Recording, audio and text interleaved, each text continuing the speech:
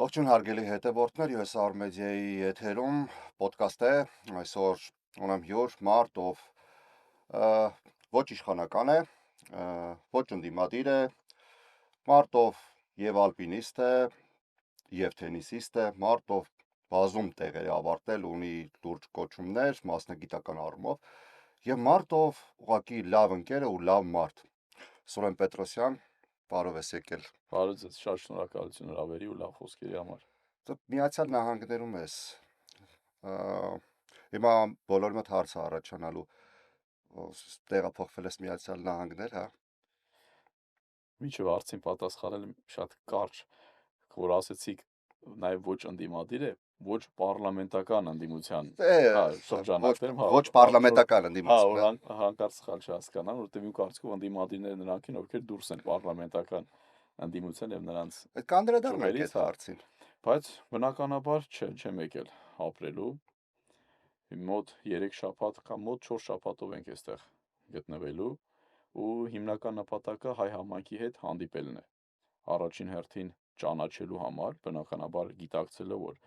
այստեղի հայ համայնքը միայն չի կարող արտացոլել ամբողջ Միացյալ Նահանգների հայ համայնքի բոլոր շերտերը եւ ամբողջական պատկերը, բայց հիմնական նպատակը ճանաչելն էր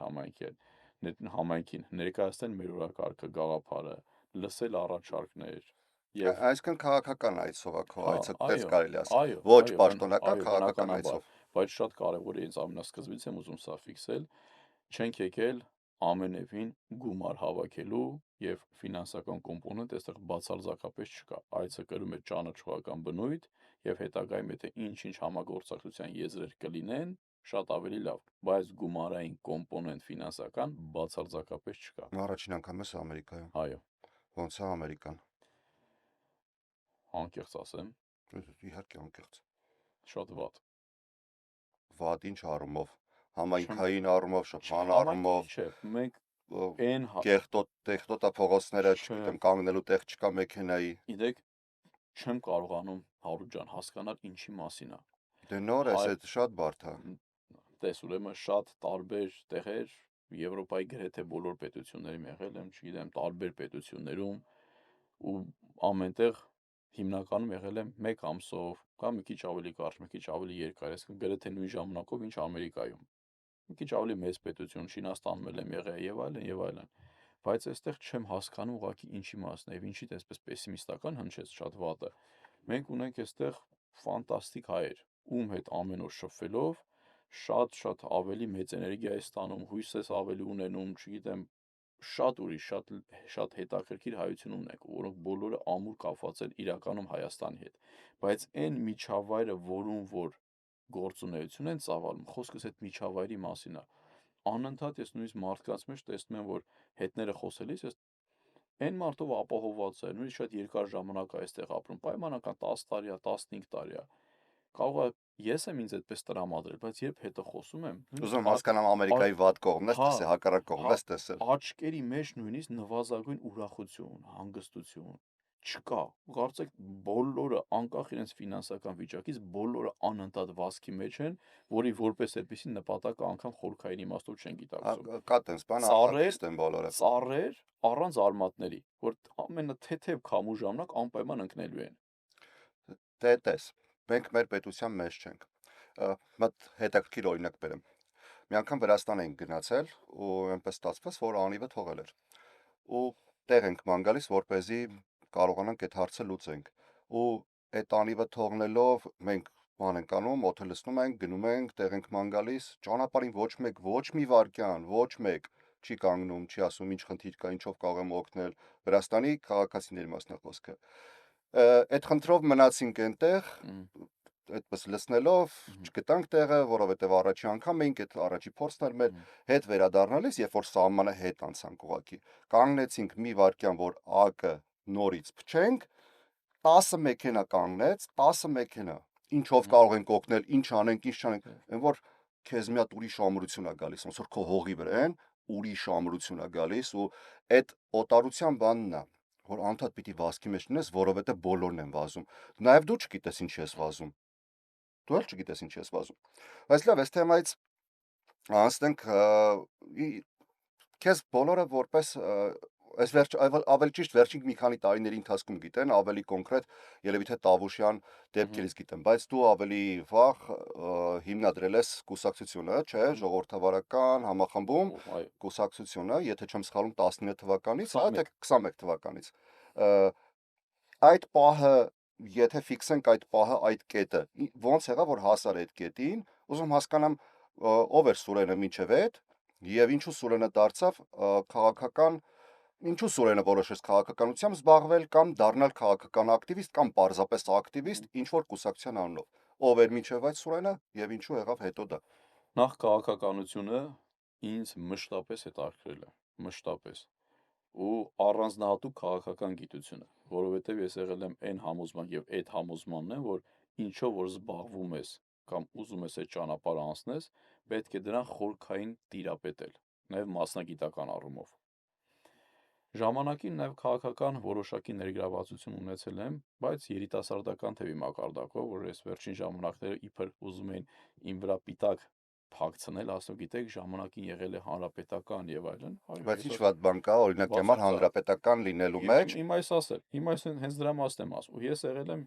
երիտ թևի անդամ, կենտրոն վարչական շրջանում, ոչ եղել եմ գործադիր մարմին, ոչ խորհուրդ, երիտ թևի սովորական ակտիվիստ, երիտ թևի անդամ։ Նաև ուզում ասեմ, որ հարցս անցյալ ժամանակով ոչ թե որ հիմա ես Այո, հանրապետական թևի մեջ, այո, ինչ վատ բան կա, որ եղել ես։ 2013 թվականից հետո իմ գործունեությունը կասեցվել է։ Ես դուրս եմ Ինչքան է տևել այդ ժամանակահատվածը։ կարող է մի քանի տարի, 3 տարի, պայմանական մասում, մոտավորապես 3 տարի, մոտավորապես եմ ասում, կը 3-3.5 տարի։ Հասցրել ես ներքին խոհանոցին էլ ծնվել։ Բնականաբար, ես եղել եմ երիտասարդ, ու դա եղել է 12 տարի առաջ։ Հիմա շատերը երբ ասում են,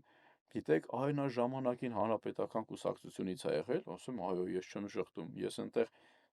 տեսել եմ ներսույց քաղաքականություն, հենց ինչ է ենթադրում, ինչ պետք է անել, ինչը պետք չէ անել, ձեռք են բերել ընկերներ, տեսել եմ բոլոր բաց կողմերը, նաև տեսել եմ, թե ինչպես չի կարելի զբաղվել քաղաքականությամբ, այս ամեն ինչը տեսել եմ, բայց ասում եմ, ձեր տրամաբանությամբ ստացվում է, եթե ժամանակին ինչ որ մի մարդ,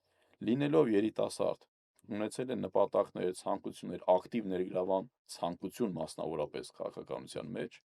եթե մտել է մի կառույց եւ տեսել է իր տեսանկյունից, որ իր պատկերացումներին չի համապատասխանում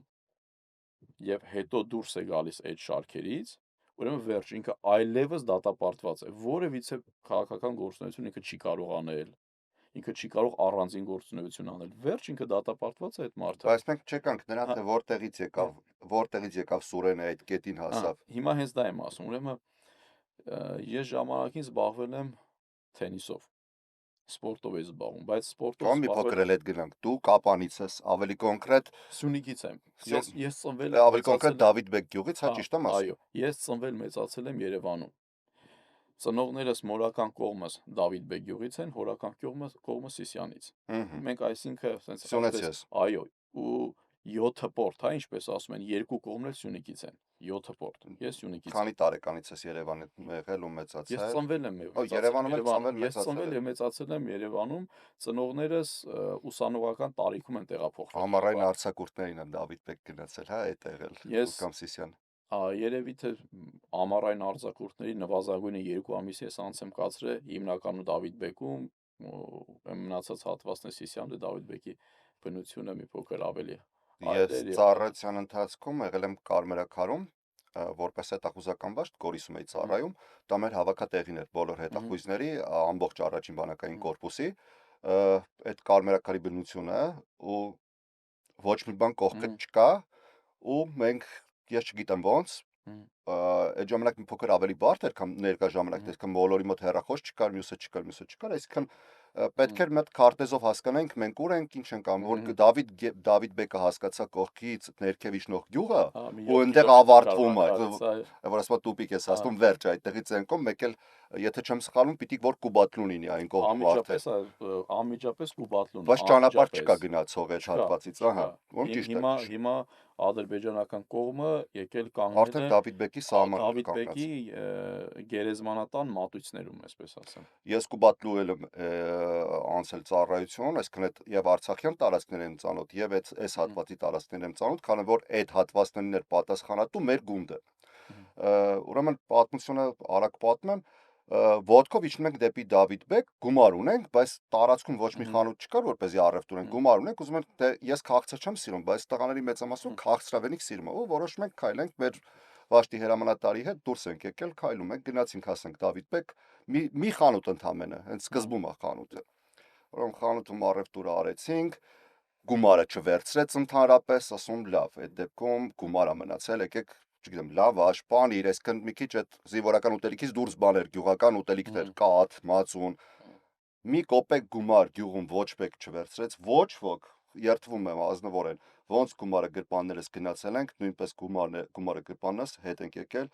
բոլորը անխտիր ասում են, կուզեք տուն զանգեք, ձեր ծնողների հետ խոսանք, մհմ, իսկ էդի, գիտես, պատվերով էր, գումար էր ու գումարը պետք է իհարկե, ինքը մուծեր, իհարկե, այդ գումարն էլ չվերցրեցին, որ հրաշալի տեղ, ես ուղղակի ի- զարմացած ապշած եմ, որ կտրված ամեն ինչից ու մհմ, այդքան մարդասեր, այդքան մարդամոտ, իրականում ոչ թե դրա համար, որ մեր գյուղն է դրա համար եմ ասում, այլ իրականում բացառիկ գյուղ են, բացառիկ մարդկանցով, այլ վերաբերմունքով, այլ աշխարհընկալմամբ ու հողին կպած, գետնին կպած իրական, իրենց ողջ էությամբ իրական ու հողին կպած,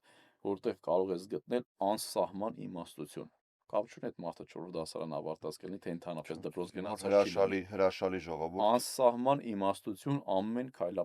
ամեն քայլափոխին ու կրկնում եմ կապ չունի ընդհանրապես կրթական ցենզ եւ մնացած։ Ու ասեմ, այդպիսի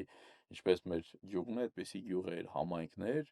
բազմաթիվ են, տասնյակ, հարյուրավոր, ուղղակի ամբողջ խնդիրն է, որ մենք չենք ճանաչում։ լավ, Ա, Երևանում անցկացրեցիր մանկությունը, ա, դու կրթությունդ էլ անցել Երևան, Կրթությունն էլ եմ ստացել Երևանում, քանի որ սպորտով էի զբաղվում, սովորել եմ ֆիզկուլտ ինստիտուտում, թենիս չէ, ասեցիր, թենիս։ Սովորել եմ ֆիզկուլտ ինստիտուտում, բայց նույնիսկ այդ սովորելու ժամանակ իմ հիմնական հետաքրքրությունը եղել է քաղաքագիտությունը ու նաև որոշ չափով սոցիոլոգիա, այսինքն նաև կոպիտ ասած այն ամեն ինչը կապված է պետության, հասարակության հետ։ Ու այդ ժամանակ արդեն ակնհայտ էր դառնում, որ իմ ճանապարհը չեմ շարունակելու բնականաբար սպորտով, ես նորից բակալավր, այսինքն ամբողջությամբ նորից հիմնովին ուսում եմ ստանում տնտեսագիտական համալսարանում, կառավարման, հենց կառավարում բաժնում, հետո մագիստրատուրան սովորում եմ կառավարման ակադեմիայում քաղաքագիտություն, զուգահեռ մունիցիպալ եւ պետական կառավարում սովորում եմ մագիստրատուրա կրկին տնտեսագիտական համալսարանում, ասպիրանտուրան սովորում եմ կառավարման ակադեմիայում, հետո նաև պաշտպանում եմ մի քանի տարի հետո պաշտպանում եմ, այդ ընթացքում տարբեր, ասենց ասեմ, կրթական տարիները քանի տարի է տևել կրթություն, չեմ հաշվել, բայց բավականին երբ ես ամուսնացել, բավականին երկար 2019 թվականին ուղիղ 6 2010, տարի այսինքն կրթությունը արդեն ավարտած էիր, 6 տարի չի ավարտել դեռ չէիր դե հա ավարտել, չէ բնականաբար աշխատանք մնացած տարբեր ոլորտներ ներգրավվածություն, բայց կրթությունը որպես այդպեսին նույնիսկ հիմա կարելի ասել չի ավարտվել, որովհետև էլի պլաններ ունեմ ճիշտ եմ, 3 երեխա կրթության ունես, 3 երեխա կրթության այդ պլանները շարունակվում են դեռ ոնց են առանց քեզ տանը ապրում, ինչու այդ եմ հենց ամենա այդ հարցը տալիս, որովհետև իրականում ինչ որ հատված կար, որ ես էլ էի այդ զբաղվածության մեջ, առավոտյան ժամը 6-ին տանից դուրս գալ գիշերը 12-ին գալ, ու ինչ որ հատված ես հասկացա, որ առանց ինձ են մեծանում իմ երեխաները, ու կինս մի օր իրոք հուզված ինձ ասում է խնդրում եմ մի քիչ էլ այդ ինձ տրամադրի կյանքդ։ այդ Ու ես հասկացա, որ ամենացավալի հատվածն է շատ եմ արդեն դուրս այդ ընտանիքից։ ամենացավալի հատվածն է մանավանդ որ այս վերջի տարում շարժումը մնացածը հետո ես մի ամսից ավել մենակ ոսկեպար դրանից հետո երբ եղել եմ Երևանում կամ այս շարժման գործընթացների մեջ երևի թե մի քանի անգամ եմ տեսել երեխաներիս, հա, այսպես պայմանական ասեմ։ Ու այդ իմ համար ամենացավոտ մասն է, բայց այստեղ գտնվելու ժամանակահատվածը երեխաներս ընդհանրապես ընտանիքը շատ-շատ ծանր է տանում։ Երեխաներս փոքր են, մեծ աղջիկս համարյա 4.5 տարեկան, միջնեկս, որ էլի աղջիկ է, 3 ու մի քիչ, տղաս 1.7, 1.7, 1.8։ Այն տարիքն է, այն ամենաքաղցր տարիքն է ու օրինակ դե տղաս փոքր է, այդքան լավ այդ ամեն ինչը բնական է չի պատկերացնի, բայց մի քանի օր առաջ որ կնոջս հետ խոսում էի, ասում է արդեն որի օրտորն է, ասում է անդա չի ասում, բայց որի օրտորն է, որ երեխաները նկարը հեռախոսի վրա նկարը վերցնում են ու տենց նկարը գրկած քնում են։ Ու մոտ 2 շաբաթ կլինի, որ ավել ենք մոտեւի 20 օր կլինի արդեն այստեղ ենք, ասում այդ նույնիսկ մանկապարտեզում են հարցնում երեխեք հետ ինչ որ բան են չի, ուրախ չեն խնդում, չեն խաղում, չեն վազում եւ այլն, այսպես էլի, ու այդ իրականում շատ ծանր է, դրա համար էս վերջի օրերը նույնիսկ ոնց որ սպասում եմ թե երբ հանցնելու, ոչ թե որ այստեղ շատ ինչ որ դժվարություններ կամ տհաճ միջավայր են որում որ կան, բնավ ոչ։ Ուղղակի սպասում եմ րոպե եմ հաշվում, թե երբ եմ հետ գնալու, որ նախ երեխաներին տեսնեմ, ընտանիքին տեսնեմ, հետո նաև մեր գործունեությունը շարունակեմ։ Ծանոթ երևույթ է։ Լավ, նորից վերադառնանք, ուղղակի փորձեցի մի փոքր ավելի ուրիշ պատմություններով շեղեմ, որովհետև առանցքում մեկը ոնց ուզում ես պատտվի, ոնց ուզում ես արա, առանցքում մեկը քո եսն է։ Եթե չիմանանք քո եսը, չիմանանք ով է Սուրենը, չենք կարող իմանալ ինչու նա հայտնվեց այնտեղ, որտեղ հայտնվեց։ Ասացիր, որ Երիթևում ես եղել։ Հետո 19 թվականին 13 թվականին Չէ, եմ դուրս Երիթևում ես եղել, հետո 19 թվականին ժողովրդավարական համախմբումը 21 թվականին ժողովրդավարական համախմբումը հիմնել ես, դու կուսակցության նախագահն ես, ճիշտ եմ ասում։ Այո։ Հենց մի բան են չասեմ, ասա էս Ահա։ հենց չի։ Եվ դրանից հետո ավելի ես սկսել ակտիվ գործունեությամբ Այո։ զբաղվել։ Հիմա այդ ակտիվ գործունեության այդ արանքում այդ եմ ասում։ Ինչը քեզ տիպեց կուսակցություն բացել եւ գնալ ոչ պարլամենտական ընդդիմության կողքով, ոչ իշխանության կողքով։ Ինչը քեզ դուր չեկավ։ Տեսեք, դրանից հետո 13 թվականից հետո բնականաբար միշտ իմ հիմնական հետաքրքրությունները եղել են նաև արդեն մասնագիտական, ամրապնդված մասնագիտականով եղել է քաղաքական գործընթացները եւ ընդհանրապես քաղաքականությունը։ Ես միշտ հեռու եմ եղել այն մտքից, որ ասում են քաղաքականությունը դա այլանդակություն է եւ այլն։ Դա ամենակեղծ օրակարգն է, որը տրվում է չզարգացած հասարակություններին, որովհետեւ սեփական հանրային կյանքի կազմակերպումից ավելի պատասխանատու եւ ավելի պատվաբեր ուղղակի լինել չի կարող։ Ինչ է նշանակում այլանդակություն, այսինքն դրանով մենք հանրային կարծիքով ստիպում ենք, որ ինչքան սկզբունքային գրագետ մարդ կա դուրս գա այդ ոլորտից, մեր կյանքի կառավարումը հանձնենք անսկզբունք մարդկանց եւ անարժեք, վերջում ասենք, տեսեք ինչի մեջ ենք հայտնվել։ Այս միֆը պետքա կոտրվի։ Ու դրանից սկսած ես երբեք չեմ վախեցել բնականաբար այլ, չգիտեմ, նույնիսկ այլ ուղղության ինտեգրվելու այլ կուսակցություն կլինի, բայց դա չի եղել մի պարզ պատճառով, երբ որ նաև ես ներսից մի քիչ քաղաքական կյանքը պատկերացրեցի, տեսա ինչ հսկայական խնդիրներ կան, որտեղ իրականում բարձրաձայնվում է նպատակը այլ բան, տակից գնում է մի գործընթաց, որը ընդհանրապես նպատակի հետ կապ չունի, խոսքը այլ բան է, գործողությունը այլ բան է, հարգանքով բոլոր ուժերին, բոլոր անհատներին, բայց ես տեսա, որ այդ խոսքի եւ իրականության մեջ կա հսկայական տարբերություն, որը անպայման մի հատ մեծ հսկայական խնդրի է հանգեցնելու մեր քաղաքական դաշտում, որը որ նաեւ եղավ։ Այդ ընթացքում անընդհատ ես այդ պրպտումների մեջ էի, բայց չի եղել մի ուժ, որտեղ որ ես կասեմ նույնիսկ գոնե գաղափարական իմաստով ես կարող եմ հարել։ Ու խոսքը պարզ գաղափարականը չէ։ Չէ, լուրջ, ոչ պարլամենտական դիմության, ոչ իշխանության գաղափարախոսության մեջ չկա բան, որ ճիշտ է։ Ես ի սկզբանե ինչի հանրապետական կուսակցությունը որպես երիտասարդ գնացի, որտեվ նախ ասեմ, ինչը պարզ պահպանողական, որտեվ ես հիմա էլ եմ հայացներով պահպանողական, իմ հայացները չեն փոխվել, հակառակ ավելի ամրապնդվել են որպես պահպանողական։ Ու նաև իշխանական էր, այսինքն եթե իշխանական էր ոչ թե որ մարդիկ պարզ մտածում են, որ դու կարող ես գնալ մի անգամից, չգիտեմ, X տեղի աշխատանքի անցնես, այլ դու այդ շրջանակում կարող ես ունենալ գաղափարներ, մոտեցումներ, որը եթե դու ունես իշխանական լծակներ կամ որոշակի մուտք, դա շատ ավելի հեշտ կարող ես իրացնել։ Բայց երբ որ մտնում ես ներսում տենում ես իրականություն մի փոքր այլ է կամ ոչ թե մի փոքր շատ այլ է, այդտեղ արդեն խնդիրները սկսում են։ Բայց խոսքը իմ ասած երբ որ ես ասացի ընդհանրություններ չունեն, խոսքը միայն պարզ այս գաղափարների մասին չի, գաղափարախոսություն, չգիտեմ, պահպանողականություն, լիբերալիզմ կամ կենտրոնամետ, դրա մասին չի, ընդհանուր պետության ընկալման մասին է, հասարակության ընկալման մասին է։ Պետության պետականության մոդել ունենալ, Պետականության բնականաբար, որովհետև մեր պետականությունը 91 թվականից ի վեր ինքը իր բովանդակությամբ, ես այդ գիտականորեն կարող եմ ասել, չի եղել հայկական։ Մենք մոդելներ ենք վերցրել դրել։ Մեր մոտ որևիցե բան էության բովանդակությամբ չի եղել հայկական։ Եղել է ազգային կարող ենք ասել օրենսդրություն մնացած, բայց օրենսդրությունը շատ փոքր հատվածն է այդ ամեն ինչի կազմում։ Մենք ոչ ունենք տեսլական, ոչ ունենք պատկերացում, ոչ ունենք ընդհանրապես ինչ ենք ուզում, որպես ազգ ուր են գնում, որպես պետություն ինչ պետություն ենք ընդհանրապես ուզում։ Ու այստեղ բազմաթիվ հարցեր կա, որոնք որ որևիցե իմ համար եզր չեն թողել, նույնիսկ գաղափարական իմաստով, բայց եթե նույնիսկ գաղափարական եզր լիներ, մյուս հարց առաջանալու էր, արդյոք այս մարդիկ սա սարքել են այդ գաղափարը դրոշակ, բայց տակից այլ բան են անում, թե իրականում այս մարդիկ այդ գաղափարի կրողն են։ Բայց այս առաջի հարցի պատասխանումը ես չեմ ստացել այդ ոնց որ ասած պատասխանները։ Իմ համար այդ նույն արժե համակարգը քաղաքական կամ այդ մոդելները, որ ես պատկերացրել եմ, ու որի համար ես բացատրությունները ոչ թե իմ քմահաճույքներով կամ օրինակ, ինչպես ասում են, այդ ուռա հայրենասիրական, այդպես ազգայնամոլական դրա մասին չի եղել։ Գիտականորեն հիմնավորված մոտեցումները, փաստացի, պատմական, գիտական եւ այլն, այսինքն հնարավորինս կշռադատված։ Ես որ հասկացել եմ, մենք իրականում ինչ խորքային խնդիրների մեջ ենք ու դրա լուծումները ոնց են մարդիկ տեսնում, ինչքան խորքային է, բայց դրա լուծումը միայն կոսմետիկ են պատկերացնում ձևի մեջ միայն, ես հասկացել եմ, որ ես որևիցե մեկի հետ ընդհանրապես անելու բան չունեմ։ Բայց դու տեղյակ չես, չէ՞, օրինակ, համար բյուջեն ինչպես է բաշխվում, ինչքան գումար կա կոնկրետ, որտեղի համար ինչ է նախատեսված, այսինքն դու այն ինչ որ տեսնում ես պատկերավոր, որ այս ինչ խնդիրները կա, դու դրանք հաշվարկել ես արդյոք ինչքան է պահանջվում դրանց լուծման համար, կամ եթե բյուջեից չի նախատեսվում, ինչ տարբերակներ կան այդ խնդիրը լուծելու համար, որովհետև տես, դրսից ավելի հեշտ է խոսելը,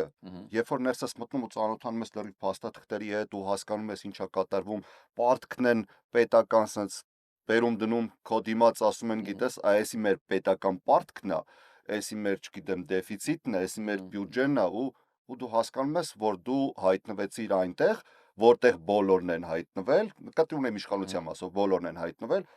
ու հիմա պետք է լուծես անլուծելին գուցե, բայց նաև լուծելի է։ Դու ինչ որ չափով դրանց մոտավորապես պատկերացում ունես, դրանք լուծումը ոնց պետք է լինի։ Բյուջեն չի բավարարելու, պատկերացրու չի բավարարելու։ Տես Հարություն ջան, իմ ասածը ու հեսա մի հետարքիր պատմություն է կպատմեմ։ Իմ ասածը ոչ թե բյուջեի ծախսման մեթոդների մասին է, բնականաբար բյուջեն ինքը գործիքն է, բյուջեն նպատակը չի ինքնին։ Այդ բյուջեն պետության ինչ նպատակն է սպասարկում կամ ինչ մոդելի պետությունն է սպասարկում։ Ես այս օրինակը անընդհատ բերում եմ, պատկերացրեք, Նա որ դու վարչապետ լինեիր, առաջին ինչ կանեիր։ Հենց այս պահին առաջինը։ Ես դրա մասին բազմաթիվ անգամ խոսել եմ, առաջին բանը որ կանեի, արտաքին ազդեցության բոլոր խողովակները, ազդեցության ոչ թե համագործակցության, արտաքին ազդեցության բոլոր խողովակները, որոնք ուղիղ ազդեցություն ունեն ներքին քաղաքական դաշտում, դրանք առաջինը կկտրեի։ Անհնար բան եք ասում։ Շատ չէ, իրական անհնար չի, կառավարելի դարձնել, կտրել չեմ ասում, կտրում է, կառավարելի դարձնել պետականության տեսանկյունից, դա միշտ է հնարավոր ու բազմաթիվ պետություններ, նույնը պայմանականում ասում, նայեք մեր թշնամին Ադրբեջանը, ինքը դրա ամենափայլուն ու պարզ օրինակն է, ամենափայլուն, թողնա միայն այն, ինչ իր պետական նպատակներին է ծառայում,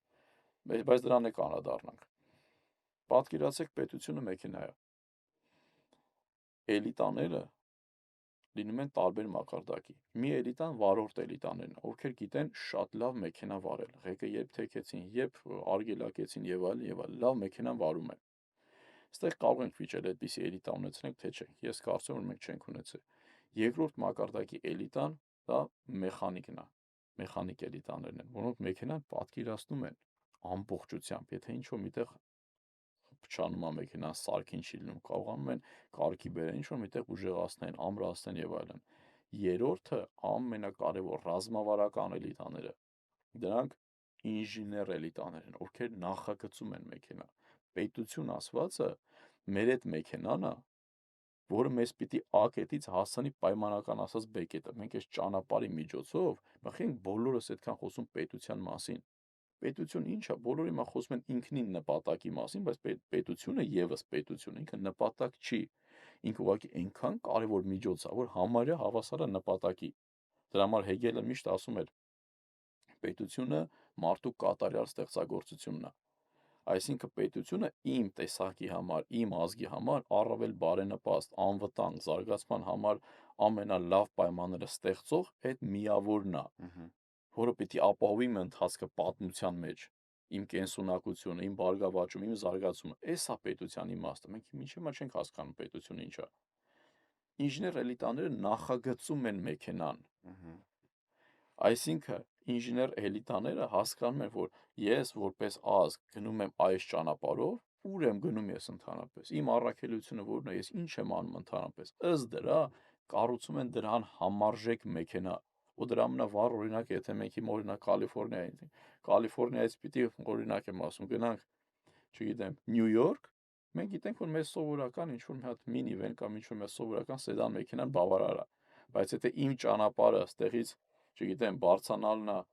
Ափսենի լեռները, չի Ասպենի, օրինակ, Ասպենի, չգիտեմ, ձներով եւ մնացածով, ինձ ուրիշ մեքենա է պետք։ Դուք չեք կարող ստանդարտ մեքենան վերցնել եւ դնել դրանով փորձել այլ ճանապարհ գնալ։ Իմ ասած մոդելի տարբերությունը առաջին հերթին սա է։ Իսկ բյուջեն ու մնացած այդ մոդելն են սպասարկում, որը կարող է շատ դեպքերում որպես այդպեսին բյուջեի առումով այդքան է տարբերություն չլինի։ Այսինքն միտեղ հատկացումների տեղերը փոխվեն, բայց Հասարակ օրինակ մի հատ բեր, որ հասկանամ ինչ ես ուզում ասել, որ բյուջեն մեխանիզմ որ ծառայում է։ Մի հատ հասարակ օրինակ բեր, խնդրի լուծման տարբերակ ու ինչով է որ բյուջեն չի սպասարկում այդ խնդիրը լուծելու հարցը, խնդիրը ուրիշ ձև է լուծում։ Տես Հարություն ջան, այսինքն ոչ թե խնդիրը ուրիշ ձև է, ի սկզբանե մեր առաջ որպես այդպեսին դրված չի ընդհանրապես նպատակ։ Մենք որպես պետություն, որպես ազգ ուր են գնում, ինչ ենք ուզում։ Չկա այսպիսի բան։ Ինչ մոդելի պետություն ենք ուզում։ Ինչ ընդհանրապես մենք ինչ ձևի հասարակություն ենք ուզում։ Տեսեք, շատերը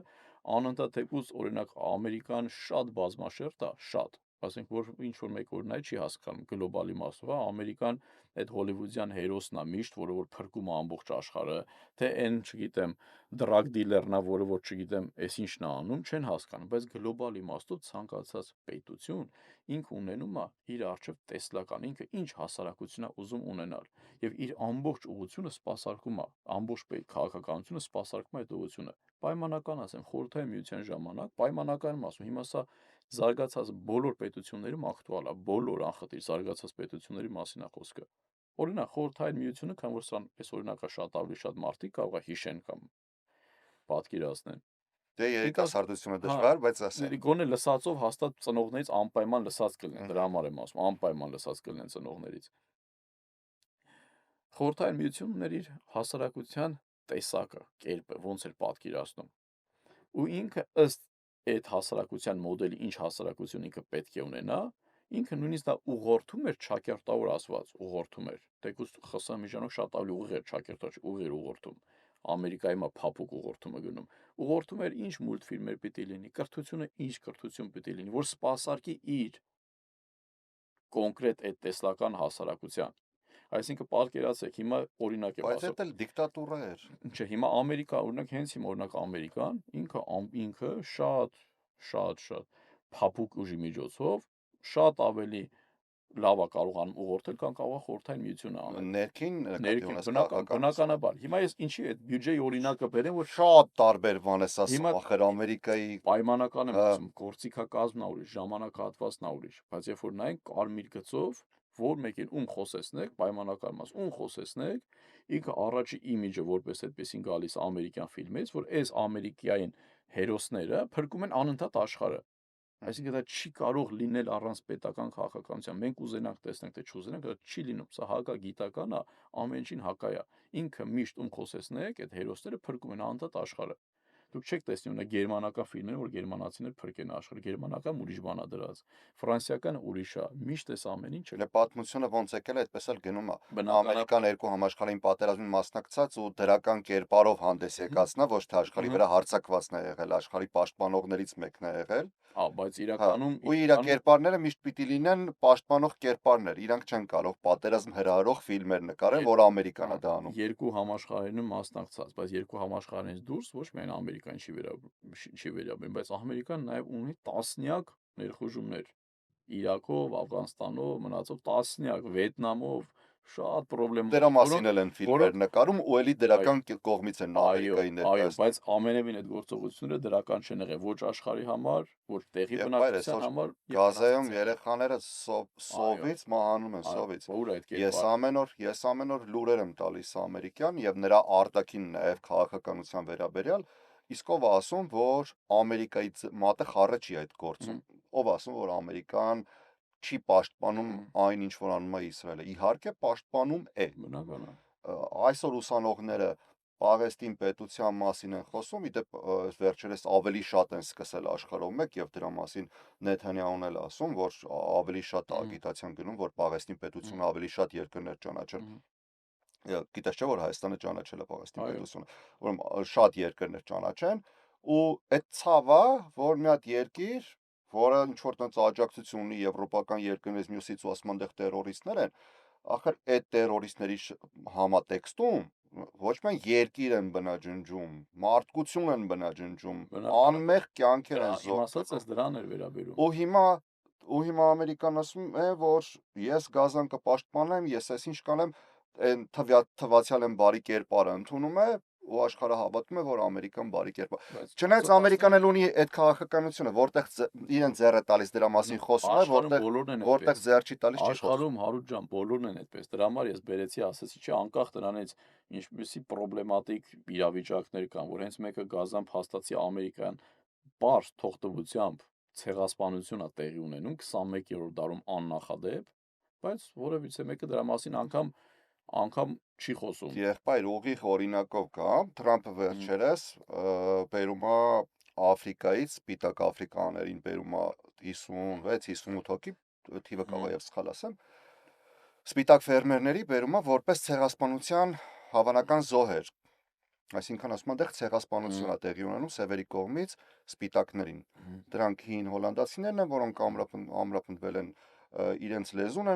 ունեն, որը 12 պետական լեզուներից մեկն է Հարավաֆրիկյան Հանրապետության մեջ, հիմնականում ֆերմերները սպիտակ են, այս պաշտպանողական կողմը աշխարհին ցույց է տալիս, ես ցեղասպանությունից փրկում եմ մարդկանց։ Ռուսաստանի եւ Ուկրաինայի պատերազմի դեպքում, ասում է, եթե ես լինեի նախագահ, այս պատերազմը չէր սկսի։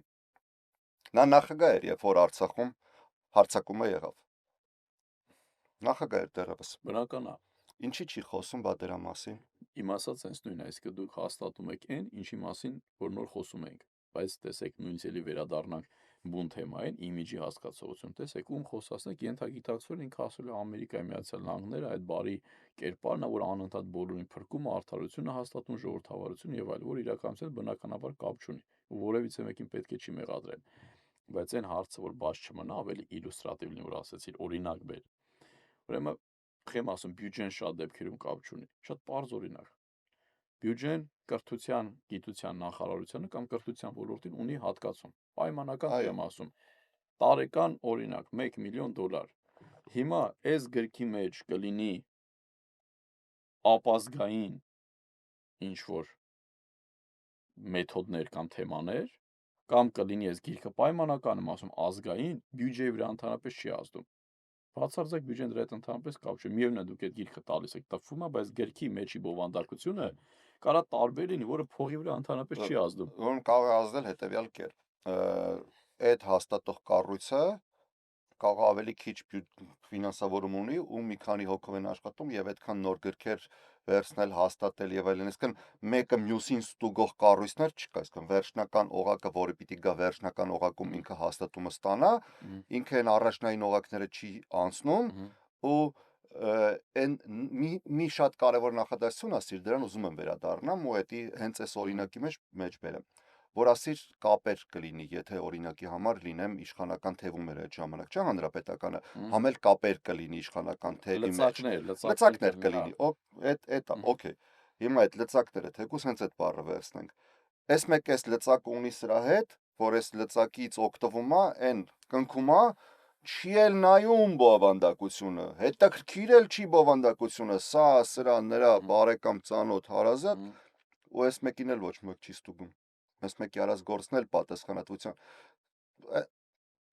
ներքին անվտանգության նախարարը այստեղ ռեստորանում իրեն թույլ տա ավելին քան կարելի է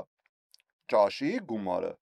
կկանչեն սենատ, այնքան կհարցաքննեն ականջներից արում կգա, ուր մնաց մի բան սխալ հաստատել, այդ եթե համատության մեջ են կամ ստուգող մեխանիզմներն էլի հավելյալ բյուջեի են ենթադրում, որ սրան էլ պետքա վճարես, նրան էլ պետքա վճարես, նրան էլ պետքա վճարես, նրան էլ պետքա վճարես։ Եթե իրականում աշխատի այն մեխանիզմը, որը ի սկզբանե ունենք, այս մեկը տա, այս մեկը իրոք լինի ազնիվ ու հաստատելուց ասի,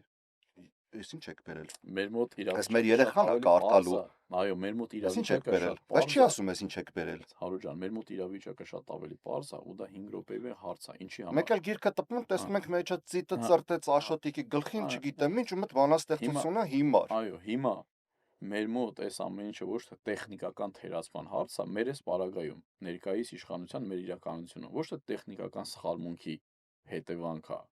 այլ պետական հստակ վարվող քաղաքականության հետևանք է, այսինքն եթե պատվերը պետությունից իջեցվում է, որ այս ուղղությամբ պետք է լինի պայմանական ասված, հա, գրքերը, դասագրքերը մնացածը, տեխնիկական սխալները բնականաբար կարող են լինել, որոնք կշտկվեն, բայց չի կարող բովանդակությունը 180 աստիճան այլ լինի։ Պատվերը իջեցվի այդպես Դե ու 180 չի, բայց գոնե ասենք Մեր մոտ 10 էջ կգտնես մեջը, որ չես ուզենա այդ 10 էջը քո երեխան կարտա սովոր։ շտկվի, բայց խնդիրը այն է, ես դրա համար այդ օրինակը բերեցի, որ կապ չունի այստեղ ինչ բովանդակություն կլինի, միևնույն նույն բյուջեն է հատկացվել, բայց դա կլինի ապազգային, թե կլինի ազգային, կլինի ռացիոնալ, թե իռացիոնալ, դա բյուջեի վրա չի ազդում որպես այդպեսի։ Ուղղակի որպես օրինակ է ասեցի։ Մենք մինչև հաղորդումը սկսելը մի բանի շուրջ պայմանավորվեցինք, որ պետք է ամբողջովին անկեղծ լինի զրույցը, որովհետև իմաստ չկա անել այս զրույցը, եթե դա անկեղծ չի լինելու, որովհետև միևնույնն է մեզ դիտողը տեսնում է, որն էր անկեղծ, որը անկեղծ չէր։ Քեզ եթե առաջարկ անեն կամ իշխանական թևից, կամ պարլամենտական ընդդիմադիր թևից միանալու, ինչ որ պահի միանալու, ինչը քեզ կստիպի միանալ, ինչը պետք է քեզ համոզի միանալ, ինչ իսկով է ասում, որ օրինակ եւ իշխանական թևում եւ ասենք պարլամենտական ընդդիմադիր թևում չկան եւ խելացի, եւ բանիմաց, եւ խաղապարական, չգիտեմ, պետականամետ մարդիկ, իհարկե կան, ինչը քեզ կստիպի որևէ մեկի միանալ եւ լավ, այդ արդեն բաղկացուցիչ մասը ուզում եմ ասել, ինչը քեզ ուղղակի միանշանակ ասես ոչ թե չէ։ Եթե մի բան կա, որ ստիպելու է, ասա։ Ուրեմն բազմաթիվ առիզմուն իմաստով բազմաթիվ տարբեր ժամանակահատվածներում միշտ այդ առաջարկությունները եղել են բազմաթիվ ու ոչ ուղղակի լուսանցքային դերում, այլ առանցքային դերում բազմաթիվ եղել են։ Մտածել ես այդ հարցի շուրջ որոշել ասել ես ոչ։ Ուրեմն պարզ ասեմ, եղել է նույնիսկ 2019 թվականին, ես համոզված եմ շատ-շատերը կդիտեն եւ այդ ամենը իրենք իրենց ներսում գոնե կհաստատեն։ 2019 թվականին, իդեպ այն ուշերը, որ հիմա ինձ մեղադրում են, ասում են ինքը ժամանակին հեղափոխության ժամանակ ուրախացել է, որ եղել է հեղափոխություն։ Տեսեք, ձեր հարցին եմ գալիս։ Տեսեք ինչն է հետարքի։ Ձերքի պատների վրա երևի մարդիկ չեն գտնվի, որ չեն ասում է աջակցել է, ասում են ուրախացել է, որտեղ ես այդ ժամանակ անգամ ֆիզիկապես Հայաստանում չեմ եղել, երբ երրորդ նախագահ հրաժարական ա տվել, անգամ Հայաստանում չեմ եղել, եղել եմ Շվեդիայում ուսումնական պրոցեսի շրջանակներում։ Ասում են ուրախացել է։ Ուրեմն ծպտյալ նիկոլական է, այն մարդիկ, ովքեր քվեարկել են Նիկոլ Փաշինյանի օգտին։ Հետո կոալիցիա են արել։ Նիկոլ Փաշինյանի մոտ աշխատել են, վերջում իրանք մի ստորագրության թե դարձել են ընդդիմություն, ու այդ մարդիկ ինձ մեղադրում, որ ես մտքում ուրախացել եմ Նիկոլ Փաշինյանի իշխանություն ունենալով։ Ասենք թե ուրախացել ես, ինչ։ Ես ասում եմ, հա, 99% ուրախացել եւ ես ասում եմ, դրա մասին շատ པարզ միշտ խոսում եմ, բայց 2019-ին, երբ ընտրությունները պետք է լիներ, որտեղ, չգիտեմ, 80 քանի տոկոս հավաքեցին։ Իրենց կողմից 3 իրենց առանցքային, հա, դերակատարների հետ կապ ունեցող, չասեմ առանցքային 3 դերակատարներ, որտեղ իրենց հետ կապ ունեցող քաստինգներ են չի արվում այն ժամանակ։ Կանչում են, որտեղ մարդ չունեն падգամորը տրվելու, քաստինգ էին անում։ 3 անգամ առաջարկ ա եղել անցողիկ 30-ից 45-րդ ինչ որ համարները, որ անցողիկ է բնականաբար, այդ հատվածներում ընդգրկվել։ Իսկ այն ժամանակ այդ ցանկի մեջ ընդգրկվելու համար ընդգրկվելը դա կնշանակեր կոպիտ եմ ասում ազգային հերոս է ամբողջ ժողովուրդը չէ ձեռքերի վրա է տան մեջ ժամանակը։ Ես անգամ այդ ժամանակ չեմ գնացել։ Ի տարբերություն այն մարդիկ, ովքեր կնքել են գնացել մի հատ կոալիցիա են կազմահետները։ Դրանից հետո երբ արդեն պատերազմը ավարտեց ու արդեն ամեն ինչ շատ ավելի པարզ էր ինչ է կատարվում, որ իմ համար կարմիր գիծա որևիցե որևէ առումով քաղաքական որևէ հարաբերում չունենալ իրենց հետ շփում քաղաքական չի կարող դա խորքային արժեքային այսպես կարմիր գիծ է կոնկրետ վերջնական չես ընդունում այդ գաղափարախոսությունը երբեք մի ասա երբեք չէ ոչ միայն տեսականորեն անգամ հնարավոր չի քվեի կարմիր գիծը կարմիր գիծ հիմա պարլամենտական ընդդիմությունը դրանից հետո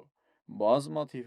հայտնի երկու թևերից է բազմաթիվ ինչքան ուզենաք առաջարկություն եղել տարբեր ժամանակահատվածներ մշտապես է դրանք մերժվել է որովհետև իսկ մանավանդ այս դրանից հետո որ արդեն 21 թվականից 22 թվականից գոնե այս խորքային հասկացա որ այստեղ իրականում Նիկոլ Փաշինյանի հետ որևիցե մեկը հակասություն չունի, այլ նույն երկրորդ, երրորդ նախագահների դաշնակցության այդ ինստիտուտները Նիկոլ Փաշինյանի հիմնական հենարանն են, ու իրենք կյանք կտան, որ այս համակարգը չփոխվի, կյանք կտան։ Իրենց պայքարը միայն ընդդիմադիր դաշտում առաջի տեղը զբաղեցնելու համար է։ Ու նաև հələ այս մնացածը մի կողմ, այն որակական հատկանիշները, որ ես տեսել եմ, երբեք արժեքային իմաստով նույնիսկ թույլ չեն տա, որ մենք քաղաքական նույն ճանապարհով գնանք։ Բայց սա ամենևին չի նշանակում, որ այնտեղ չկան պետականամետ մարդիկ, լավ մասնագետներ, կան հատուկենտ մարդիկ, իմ իմացածներն եմ ասում դրա հատուկենտ, ոչ թե ուղղակի ընդհանրապես հատուկենտ են, բայց ցավոք այդ մարդիկ որևիցե ազդեցություն համակարգային իմաստով այդ process-ի վրա չունեն։ Իրենք ուղղակի այնտեղ որպես հերթական մարդ են, որ այդ process-ի մեջ են։ Իրենք ոչ կարող են բովանդակություն փոխել, ոչ ուղղություն փոխել, ոչ համ ու հոտ փոխել պայմանական ասված, չկա այդպիսի բան։ Բայց կան այդպիսի մարդիկ, որոնք ես անձամբ ճանաչում եմ, շատ որակով մարդիկ են իմ համար միշտ հարցը ոնց կարող են իրենք օրինակ լինել այդ կուսակցության պարլամենտական ընդդիմության ուղղակի անդամը, երբ որ տեսնում են ինչա կատարվում։ Բայց հասկանում այդ մարդիկ էլ իրենց խնդիրներն ու Հիմա ասեմ ինչի է ֆինանսական, այդ հարցը մնացական։ տալիս։ Դու քո թիմը այսինքն պետք է ձևավորես, եթե օրինակի համար պայմանական իդե պատրաստվում ես գնալ խորհրդարանական ընտրություն։ Եթե հարցավ հերթը խորհրդարանական ընտրություններին անպայման։ Վերցնենք այդտեղ, եթե հերթը հասավ խորհրդարանական ընտրություններին։ Արտահերթին չէ։ Կամ չունի, Արտես արտահերթել կարող է ինքը գնա մասնակցեն։ արտահերթ։ Լավ, դու քո թիմը պետք է ուրեմն ձևավորես։ Ոչ այս, ոչ այն կողմ։ Բնականաբար։ Ոչ էլ հետս գնալու դեպի Լևոն Տեր-Պետրոսյան։ Բացառված է։ Վերջացավ։ Այդ հարցերը ուրեմն ինձ ստիպում է այս հետևյալ հարցը տալ։ Այս Բայց թիմդ նախկին ոնց ես վարչակարգերի հավաքելու։ հետ, հենց ԿՊ-ն շատ անգամ լավ, խնդիր ուներ իր շատ թիմը լավ, շատ հավաքելու։ լավ, շատ լավ։ Ուրեմն ԿՊ-ի դեպքում թեպետ նախկին իշխանությունը շատ երկար պլանավորված եկել եւ հանձնել է իշխանությունը ԿՊ-ին, բառից բուն իմաստով, բայց դրա մասին բնականաբար նույնիսկ ԿՊ-ի վերնախավ 1-2 հոգի են երևի թե իմացել, այսինքն դա չի եղել ինստիտուցիոնալ գործընթաց։ Հիմա մենք այդ ժամանակ ունենք նաեւ ինստիտուցիոնալ Բայց այդ գործընթաց վարկածա թե անելով։ փաստ։ Իմ համար առավել քան փաստ է, ես կարող եմ ժամերով ոչ թե խոսել, ուղղակի կարծիք ասել, այլ ապացուցել, որի մասին շատ տարբեր հարթակներում նաև դա արել եմ։ Ու դա չկա, ես նույնիսկ հետարքելն է, օրինակ այստեղ այդքան տարբեր շերտերի հետ որ շփվում եմ, չկա մի մարդ ձևի համար, որ ինքը ասի, հա իհարկե երրորդ նախագահ հանձնել է։ Ես անգամ ստեղ չեմ տեսել։ Հայաստանում չեք գտնի մարդ, ով որ բացի հանրապետական կուսակցությունից, ով որ կասի, որ այդպես չի։ Ես գոնե իմ փորձով եմ ասում։ Թիմը ձևավորելու մասին։ Թիմը ձևավորելու մասին։ Այս մյուս ամենամեծ միֆն է։ Ուրեմն, երբ որ օրինակ, նույնիսկ գիտական կոնֆերանս եք անում ինչ-որ միտեղ, ինչ-որ թեմայով, չեզոք թեմայով, Հայաստանում կա ձևավորված մի 50 հոգի մարդ, ով որ հանրային կյանքում ակտիվ մարդիկ են, ովքեր որ հանրային կյանքում ակտիվ մարդիկ են, ու նաև օրինակ գիտության մեջ կամ քաղաքականության մեջ, մի 50 հոգի մարդ կա, ով ինչ միջոցառում անգամ խորհուրդ կոնֆերանս ուզում անի, ուզում է դրան տալ լրջություն, այդ 50 մարդուց մի քանիսին անպայման բերում նստացնում է այնտեղ։ Այդ ֆոնը ապահովելու համար իբր լուրջ գիտաժողով է, լուրջ կոնֆերանս էր եւ այլն։ Ու մեզ թվում է, որ մեր ամբողջ դաշտում կան այդ 50 հոգի, ով մտնում է քաղաքական process-ի մեջ, սկսում է մտածել այդ 50-ից 3-ին 4-ին ոնց մի կերպ իր կողմը քաշի, որ նաև տա լեգիտիմություն կամ իր վարկանիշը բարձրացնի։ Եթե մենք ուզում ենք գնանք իրական խորքային փոփոխության եւ ոչ թե ինչ որ հա ձեռը, այսպես հա մարմնաշարժություններ անենք, որ իշխանությունից ինչ-որ մի բան փախցնենք կամ մեր արժեքը այնքան որ բարձրացնենք, մենք պետք է նաև կարողանանք ձևավորենք հարթակ, որտեղ նոր դերակատարներ կկարողեն նաև ներգրավել, որոնք կարող են շատ ավելի լավ որակական հատկանիշներ ունենան։ Վերջ-վերջում մեր ամբողջ Հայաստանում կամ հայկական ներուժը այդ 50 հոգից չենք, չէ, ովքեր որ կանք, շատ ավելի որակով մարդիկ կան, շատ ավելի։ Մեկը ինձանից սկսած հա Չեն ուզում զզվել են քաղաքականությունից մարդիկ։ Այո, հիմա արդեն ձեզնից է կախված, դուք կկարողանաք այն դաշտը ստեղծել, որը շատ դժվար է, որտեղ որ իրականում դա կլինի հարթակ, որ այդ մարդկանց հնարավորություն կտա դրսևորվել ու այդ մաքրուր իրավիճակում ոչ թե խոսքը կլինի այլ բան տակից, այլ process կամ 2 ամիս կգա կտեսնի, որ իրական դուք էլ ինչ որ մեր ճյուղից եք կառավարվում, սա ճանապարհը, որը պետք է անցնել, առանց սրա չի լինելու, դրա համար անգամ ես բացարձակապես կենտրոնացած չեմ դրա վրա, որ այդ 50 ինչ որ հայտնի դեմքերից իրավաբանա, տնտեսագետա, քաղաքագետա, ում ասենք որ գա մեր ցուցակով անցնի, լինի որ ասենք դրան տեսք տանք, էլի, դրանք սա ձևեր են, որի մեջ չկա բովանդակություն։ Այդ դուք գնացեք այդ ճանապարհը, այդ գաղափարական գիծը դուք process-ի մեջ հասունացեք, թրծվեք եւ այլն, այն մարդիկ անպայման հայտնվելու են, որովհետեւ միտքը չունի գաղտնիք, որ վարքը ցույց չտա։ Process-ը դուք չեք կարող միայն առավոտից երեկո, չգիտեմ, խոսալ լայվերում եւ այլն, ու տես մտածել դու քաղաքականությամբ եք զբաղվում։ Բայց գիտեք այդ խնդրեմը, նայեք, օրինակ այստեղ ժողովուրդը ընտրությանը մասնակցում է տեխնացուին նայելով ինչ ունի անցյալում, ինչ արել քաղաքական կյանքում։ Եթե ինքը նոր կերպարա, ցայն տվող չկա, անկախ նրանից ինչ բյուջե կունենա, ինչ ներդրում կանի, ինչքան կպայքարի։ Դժվար չի արդյոք հավաքել թիմ, որը չունի քաղաքական լուրջ ներդրում, չունի քաղաքական լուրջ անցյալ, բայց ունի միայն կրթություն եւ ունի մասնագիտական աշխատանք։ Դժվար չի այդ մարդկանց համախմբել ու մտցնել քաղաքականության մեջ, մի հատ ամփորձ դաշտ։ Բնականաբար դժվար է, բայց գինը է դա։ Մեր մոտ մարդիկ ինչի է մնում այս իշխանությունը, որովհետև այն մարդիկ, ովքեր տիտղոսակիր ընդդիմություն, որը հավակնում է գա իշխանության, որը երբեք չի գալու, եւ հավակնում է մարդիկ նայում են իրենց անցած ճանապարհը ու ավելի ամրապնդում են ներկայիս իշխանությանը։ Այստեղ էլ հակառակ process-ն է գնում, բայց ինչ վերաբերում է այդ հարցին, իրոք դա շատ դժվար է։ Ու այստեղ դժվարը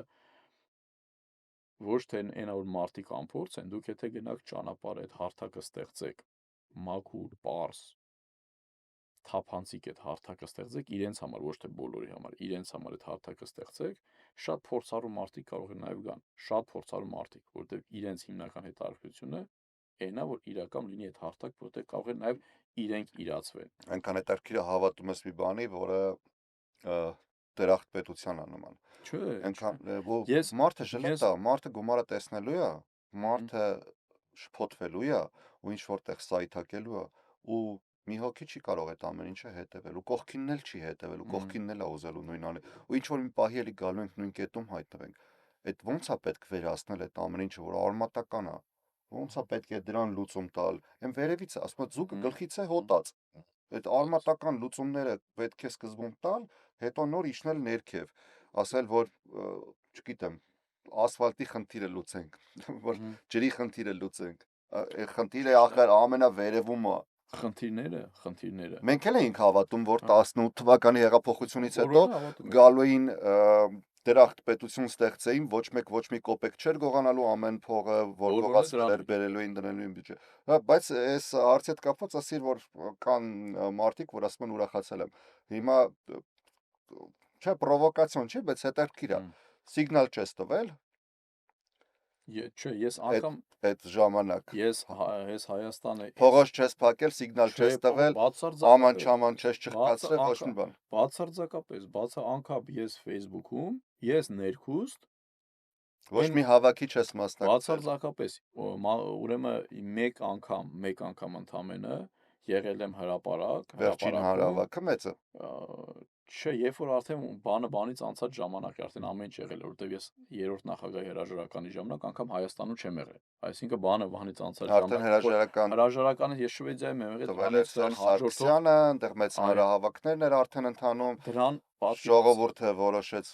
վանկարկի Նիկոլ Վարչապետ, ասես դե լավ, ուզում եք կդառնամ։ Հա, ինչի համար եմ հիշում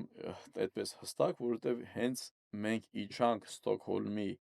օդանավակայան, հեռախոսը միացրեց եւ առաջին լուրը դա էր, որ Սերժ Սարգսյանը տվել է հրաժարական։ Ես դրանից հետո եւս մի 10 օր, մոտավորապես թե 14 օր եղել եմ Շվեդիայում։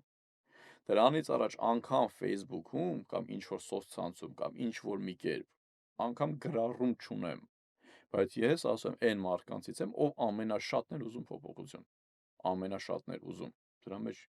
ինչ խնդիր կա։ Բայց կա չէ բաներ, որ օրինակ եմը իշխանական թևի արած գործունեության մեջ ասում ես այս մեկը լավ արեցին։ Օրինակ ես էլ ինչքան էլ որ վատը կասեմ, լավին հաստատ լավը ասում եմ։ Կան չէ։ Մարու ջան, բնականաբար կա,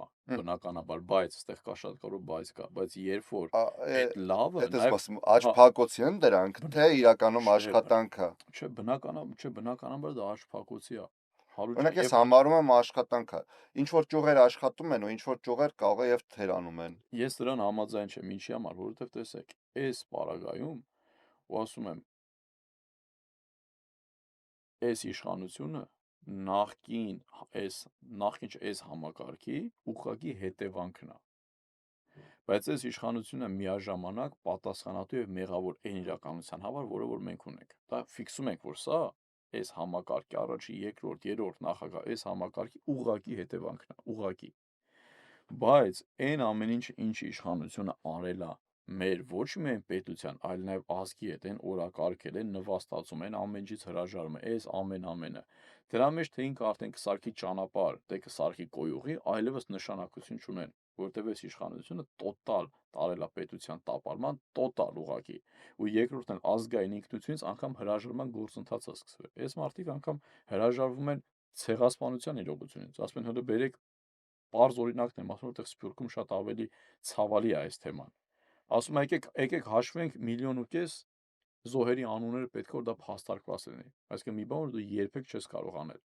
Մի բան դու անգամ 44-օրյա պատերազմի զոհերի ցուցակները, ցանկը չես Հաշվի կարողանում առնելով, որ Ցեղասպանության թանգարան ինստիտուտը երկար տարիներ զբաղվել է այդ գործունեությամբ ու անուն հնարավոր բոլոր աղբյուրները հավաքել է ականատեսների պատմություններ, անուն փաստարկներ, ազգանուններ, կան անուն ազգանուններ էլ կան, բայց 1.5 չէ, ինչքան որ հնարավոր է, 20,000, դա ինչքան որ այսինքն հնարավոր սկսելու են ասելու են լավ, հասանք 50,000 մարդ է զոհվել։ Չէ,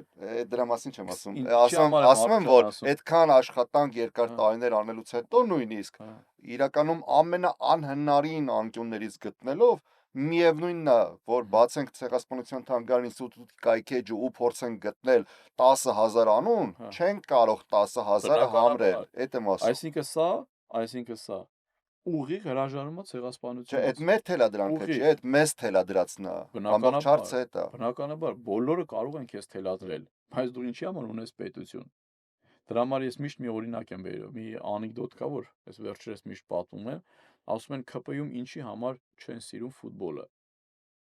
Չեն սիրում այդ մարդիկ ֆուտբոլ խաղի իմաստը չեն հասկանում։ Ասում որովհետև մենք չենք հասկանում, ինչի է պետք վազել 90 րոպե, թե կարող ես միանգամից հանձնվել։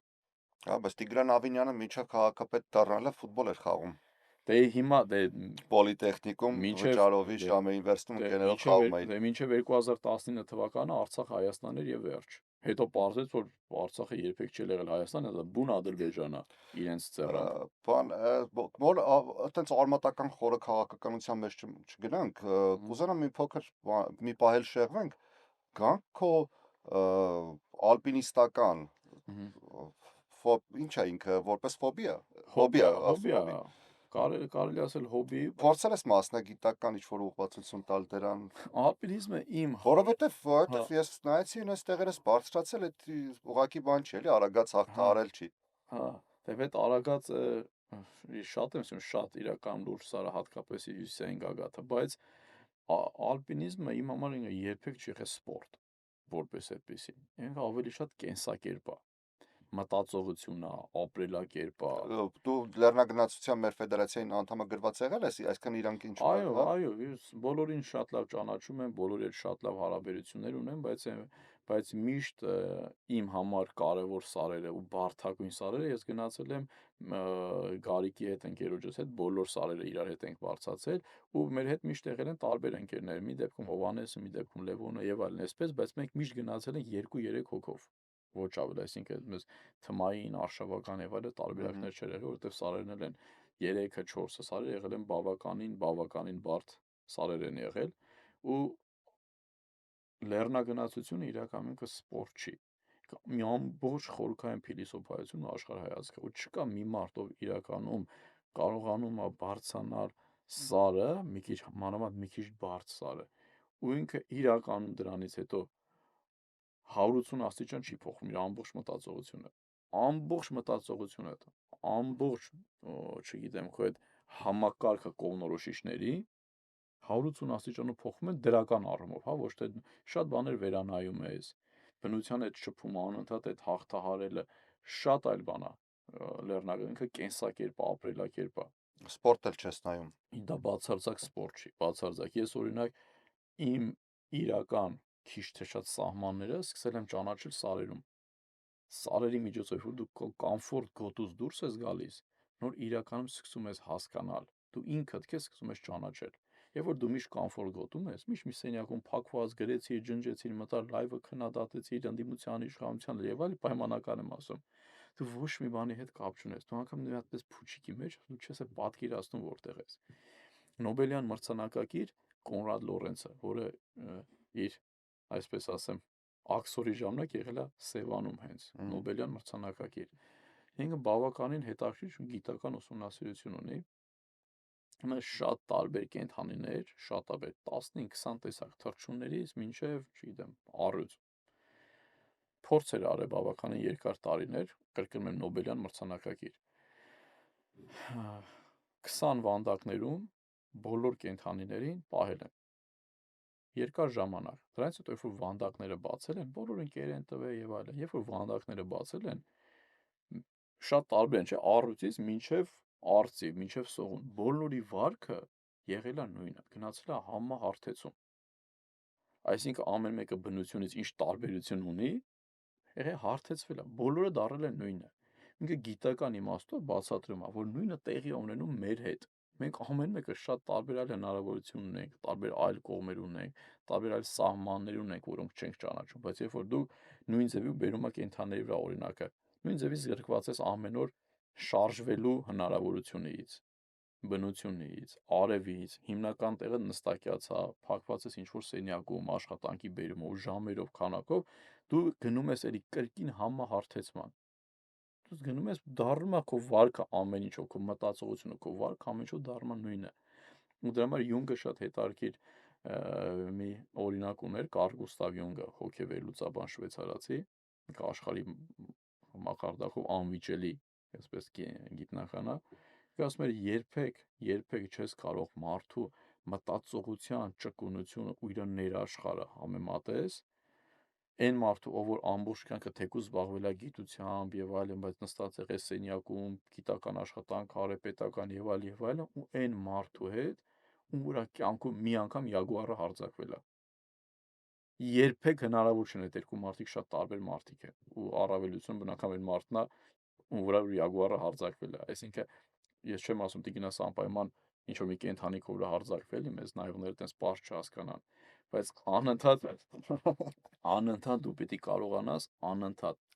եթե ուզում ես առաջին հերթին ճանաչես ինքդ քեզ, դու պիտի քեզ կոմֆորտ զոնայից դուրս գաս, անընդհատ պիտի դուրս գաս։ Դա պիտի լինի եւ ֆիզիկական առումով, եւ մտավոր առումով, եւ հոգեվոր առումով, որովհետեւ եթե դու դուրս չես գալիս այդ սահմանները անընդհատ չես բրդում առաջ, ոչ դու աճում ես, ոչ ես սկսում ես քեզ ճանաչել։ Ու քո մասին իրականում այնպես միֆեր ես դու ունենում, որը երբեք չէր փլուզվի, դու չէիր առերեսվի այդ իրականության հետ։ Հետո երբ որ դու դա նորմալ առերեսում ես ու նորմալ դա ընդունում ես, դա քո մր զարգացման մեծ խթան է տալիս։ Օրինակ ես կյանքում ինքս իմացն ես երբեք չէի կարա իմանալ ամենա, ասենց ասեմ, կրիտիկական վիճակում, որտեղ որ օրինակ մենք գիտենք, որ 99.9% մենք մեռնելու ենք այդ սարի վրա։ Ու տենց դեպքեր 3 եղել են, 3 դեպք է տենց եղել։ Ես կյանքում չէի իմանա այդ պահին իմ վարքը ոնց կլիներ, ինչ կանե այդ կրիտիկական վիճակում, ոնց կխառնվեի, ինչը կանե, ինչ համակարգ մոտս կաշխատեր։ Ես էլ եմ կրկնում, պարտադիր չգնաս ամպը, մենք չենք գնացել ցանկանալով որ այդ վիճակում հայտնվենք։ Բայց երբ որ կոմֆորտ զոնայից դուրս ես գալիս, դու քեզ տեսնում ես տարբեր Բայց հիմա իրավիճակներում։ տպավորություն, որ դու վերադարձար կոմֆորտ զոնա, երբ որ խոսքը գնաց արդեն լեռնագնացության մասին։ Հա, որովհետև լեռնագնացության բառից բուն իմաստով նույնիսկ ես այս վերջին ժամանակահատվածում չեմ հասցնում ֆիզիկապես գնալ, թեպետ Հայաստանում եղած ժամանակ միշտ գոնե մի ամիսը մեկ անգամ գոնե կամ երկու անգամ փորձում եմ սար գնալ, որովհետև ինձ նաև հոգեկան առողջության համար դա անպայման կարևոր է մեր այս փոխում է միտքը, բնականաբար։ կտրում է քեզ մի պահ, դու կենտրոնացած ես քո լեռնագնացության վրա, թե ամեն դեպքում ուղեղը սկսում է ավելի արագ աշխատել, ավելի ուրիշ բաներ մտածել, նոր գաղափարներ առաջ գալի։ Հենց դա քեզ օգնում է կտրվել այն իրողությունից մի պահ ու թարմ մտքով վերադառնալ։ Չէ, Ռեստարտի նման մի բան, էլի։ նախ ասեմ ես երբ որ գնում եմ երբ գնում եմ սար, նախ անկախ նրանից որ ասում էի որ թեկուզ եթե սար չեմ հասնում հաճախ գնամ կամ ինչ որ բնություն եւ այլն ես ես բառից բուն իմաստով ապրում եմ սարերում բառից բուն իմաստով ասենք տենց մի օր չկա ես օրինակ թեկուզ որ ոնց է մտնեք օրինակ Instagram անգամ սարեր ա բերում եւ այլն ես չկա մի օր որ օրինակ այդ սարով բառից բուն իմաստով ոնց որ չապրեմ, Ըհը։ միշտ մտածում հնարավորություն կգնամ այստեղ, այնտեղ, հիշում եմ ուր են գնացել, ինչ ենք արել, ինչ զգացողություններ են եղել եւ այլն, բայց սարը երբ գնում ես սար, ոչ թե դա ուղղակի կտրվում ես մոռացության եմ ախում, հակառակը սարում քո իրավիճակը, իմ պարագայում եմ ասում, շատ ավելի խտացած է լինում, շատ ավելի ոչ թե դու մոռանում ես, փախնում ես հեռու խնդիրներից, այլ հակառակը, այդ խնդիրը շատ ավելի ֆիլտրված ես տեսնում, շատ ավելի վերևից ես տեսնում։ Միջա այդ սարի մանավանդ, չգիտեմ, գագաթին բարձրանալու կամ ամենաբարձր կետին, որ մի ասենց հետ տեսնան քո խնդիրներին, այնքան փոքր են դրանք թվում, այնքան հեշտ լուծելի, ու հետո երբ որ այդ միտքը այդ տրամաբանությամբ աշխատում, իջնում ես տենում ես իրականում դա այդքան փոքր ու հեշտ են, ոչ թե վերևը հեշտ է թվում, միջա ներքևում էլի բարդացավ։ Մտածողության ձևն է անգամ փոխվում, ամեն ինչն է փոխվում, իլյուզիաներն է կոտրվում։ Լրիվ համոզված եմ ֆիլմերում շատ տեսած կլինես, որ կան մարդիկ, որ բարձրանում աշխարհին բարդագույն սարերը ու գոռում են ազատության զգացողություն եւ այլ, չէ՞։ Դրանք ամբողջը բեմադրած է։ Բայց ինչա, որ բարձրանում ես, օրինակ ես չեմ բարձրացել, որ բարձրանում ես գագաթը հաղթահարում ես, մոտը ցանկություն չի առաջանում բղավելու։ Որ ճողում ես քեզ Եղել է, ես էլ մեջտեղից։ եմ այդպես արել։ Եղել է այդպես, եղել է որ տենց այդ բան։ Հաղթանակ է, էլի, այդ սարին հաղթեցիր դու։ Հա, բայց հետո ես բռնել եմ ինձ մի մտքի վրա, որ իրականում ես այդ զգացողությունը չեմ ունեցել դրա։ Ես միշտ բռնեմ դրա, որովհետև չի կարող նորմալ մարդը մանավանդ այդ մահացու սարի վրա չակերտավոր ասած, ինքը իրականում գագաթին լինի այդքան երջանիկ։ Ինքը իմ պարագայում եմ ասում, կարող է լիքը մարդիկ կան շատ այլ տեղեր են ավելի ուժեղ գնաց է, իրանց մոտ կարող է ուրիշ է։ Բայց ես այդ լիարժեք ուրախությունը զգացել եմ միայն ներքևում, որովհետև սարից իջնելը 10 անգամ ավելի վտանգավոր ու մահացու է, այսինքն դու գործը չես արել վերջացել դեռ։ Ու մանավանդ սարի գագաթին, երբ որ դու կանգնած ես, կենսաբանական մի հատ շատ պարզ ճշմարտություն կա։ Երբ որ եթե կամ եթե չասեմ,